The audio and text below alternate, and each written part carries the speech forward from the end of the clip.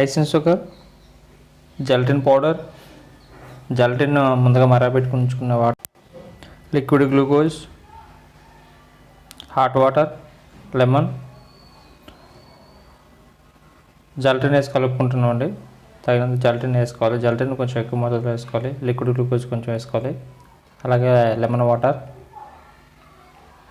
ఇవన్నీ మొత్తం యాడ్ చేసి దాన్ని పౌండ్ తెలుసుకోండి. పౌండ్ ముద్దలా కలుపుకోవాలి. దగ్గరగా పౌండ్ ముద్దలా అయ్యేంత వరకు ఉండలు లేకుండా కలుపుకోవాలండి నీట్గా.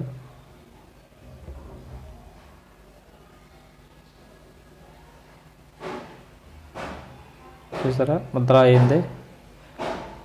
ఇలా అయ్యేంత వరకు కలుపుకోవాలి. గంపేస్ట్ అంటారండి దీన్ని. హార్డ్గా ఉంటుంది కొంచెం. ఐసింగ్ షుగర్ అంటే షుగర్ పౌడర్ అండి.